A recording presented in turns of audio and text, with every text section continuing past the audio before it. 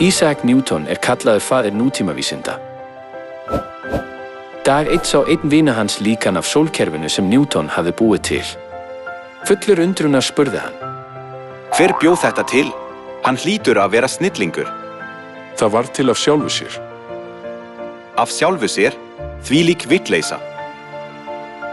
Hví trúir þú að alheimurinn hafi orðið til af sjálfu sér, en ekki þetta líkan? Alheimurinn varð heldur ekki til af sjálfu sér, heldur var hann skapaður af Guði. Ekkert í þessum heimi varð til af sjálfu sér. Víðáttumikill alheimur. Byggileg jörð. Hver bjóð þetta allt til? Hebreabréfið kafli 3 vers 4. Sérhvert hús hefur einhver gert en Guð sá sem allt hefur gert. Það Guð sem skapaði alla hluti. Þetta satt? Við skulum leita að sönnunum fyrir því að Guð hafi skapað alla hluti. Fjarlægðin milli jarðar og sólar minnkar 5% mun allt vatn á jörðinni gufa upp og ekkert líf getur lifað af. Fjarlægðin eykst 5% frýs allt vatn á jörðinni og ekkert líf getur lifað af. Ef jörðin verður 10% stærri en hún nú, munu skaðlegar lofttegundir safnast fyrir á jörðinni vegna sterkara þyngdarafls og ekkert líf getur lifað af. Ef jörðin hins vegar minnkar 10%, þá munu vatn og loft sleppa út úr andrúmsloftinu vegna veikingar þyngdaraflsins sem gerir líf ómögulegt. Núverandi fjarlægð milli jarðar og sólar og stærð jarðar bestu skilyrðin fyrir lífverur til að lifa. Allt þetta tilviljun?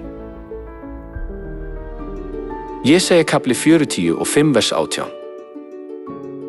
Já, svo segir Drottinn, skapari himinsins, hann einn Guð, hann mótaði jörðina og bjó hana til, hann grundvallaði hana, hann skapaði hana ekki sem auðn heldur gerði hana byggilega.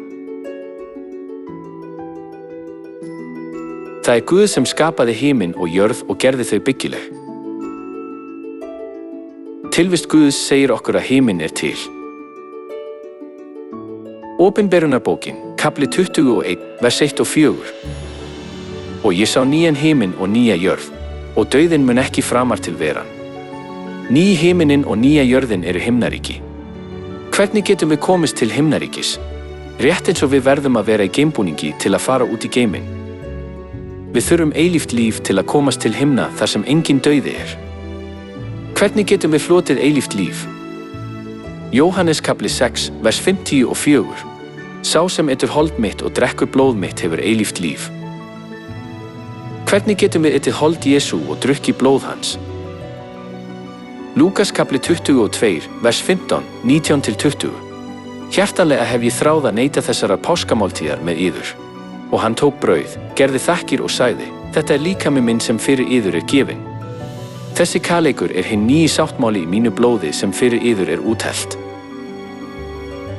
Jesús sagði að páskabrauð væri hold hans og páskavínið væri blóð hans.